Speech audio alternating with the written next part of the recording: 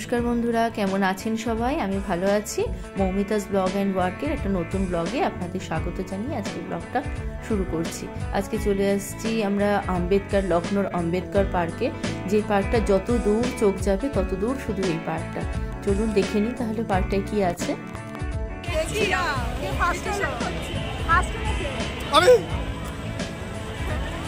তুমি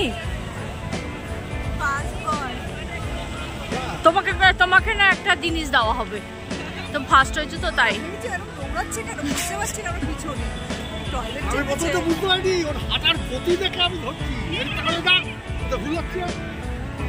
তুমি কি করলে গো? এখানে কোনো বিস্কুটের দোকানই নেই, পপকর্ন শুধু। মানে স্কুলের বাচ্চা কাচ্চা বলে নাকি?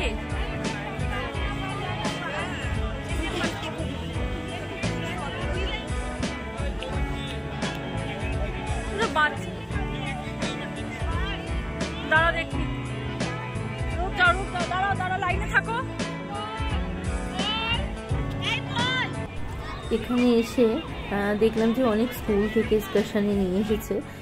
এদেরকে দেখে যেন মনে হয়ে গেল সেই ছোট্টবেলাকার কথা মনে পড়ে গেল, যখন আমরা ছোট ছিলাম, যখন স্কুল থেকে আমাদেরকে ওখানে এক্সকারশনে নিয়ে যেত। কি হই হট্টগোল, কত কি দেখছি কি করছি জানি না, কিন্তু বন্ধুদের সাথে স্কুল থেকে টিচারের সাথে আমরা বাইরে বেরিয়েছি, সেটাই অনেক বড় কথা।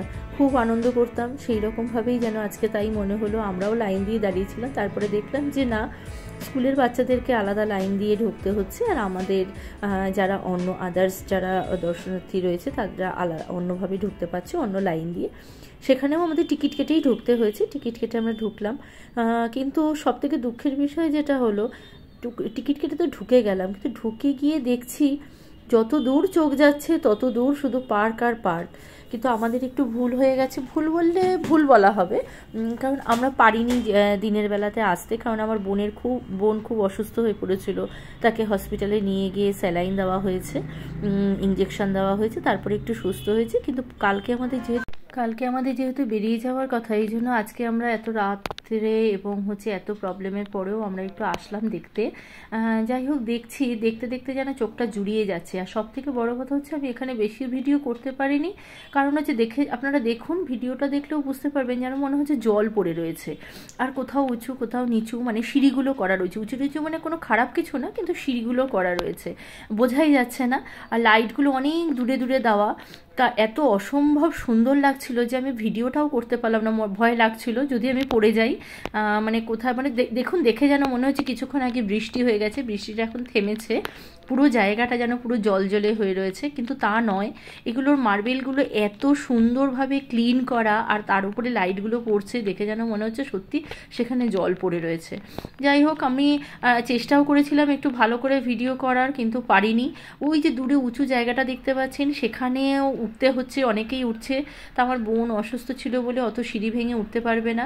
এখানে আমার একটা জিনিস বিশেষ দেখার খুবই ইচ্ছে ছিল, দেখেছিও, সেটা হচ্ছে এখানে 124টা হাতি আছে।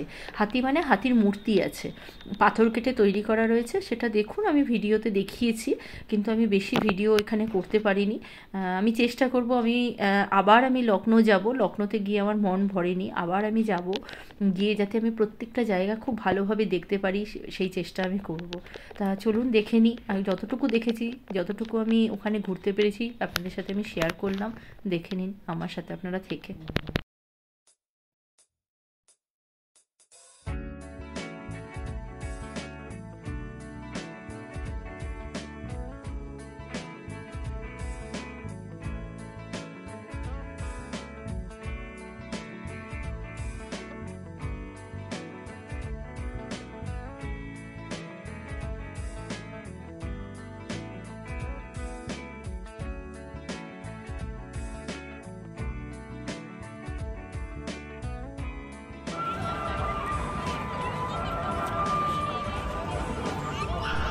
অনেক সাবধানে পা টিপে টিপে হাঁটতে আমরা চলে এসেছি সেই হাতির জায়গাতে। দেখুন, দুই পাশে যেখানে আমি দাঁড়িয়েছি, ডান দিকেও হাতি, বাঁ দিকেও হাতি, উল্টো দিকেও হাতি। এই যে 124টা হাতি, এবং এই হাতিগুলো এত নিখুঁতভাবে যেন মনে হচ্ছে সত্যিকারের হাতি দাঁড়িয়ে রয়েছে। আমি জানি না এটা দিনের বেলা আসলে আরও কত সুন্দর লাগতো, তা আমরা রাত্রিবেলাতে দেখি এত মুগ্ধ হয়ে গেছি। আপনারাও দেখুন।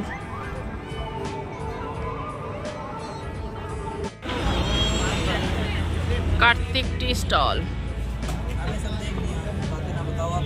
ম্যাগি হচ্ছে এখানে।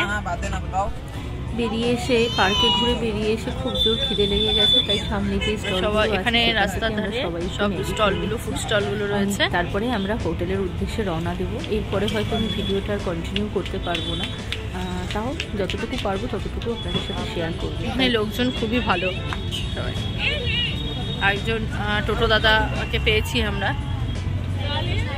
दादा आपका नाम बताइए। गुड्डू। अच्छा, बहुत अच्छा है। आपका फोन नंबर भी बता दीजिए, ये मैं छोड़ दूंगी। धीरे धीरे बोलिए, धीरे धीरे।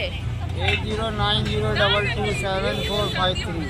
अच्छा, किसी को घूमना है लखनऊ आके तो इस नंबर पे ये दादा के साथ कांटेक्ट कीजिएगा।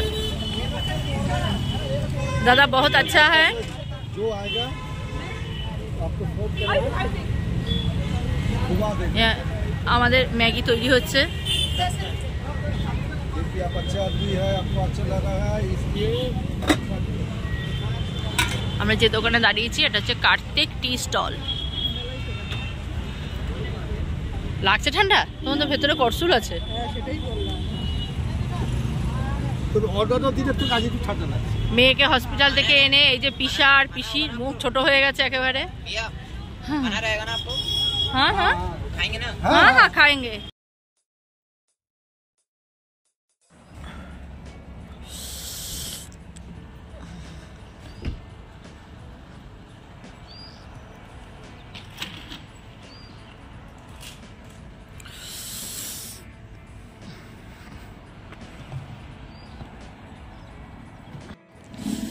লখনৌ থেকে ফেরার পথে আমরা এখন সবে লখনৌ থেকে বেরিয়েছি, আরও অনেক আগেই বেরিয়েছি।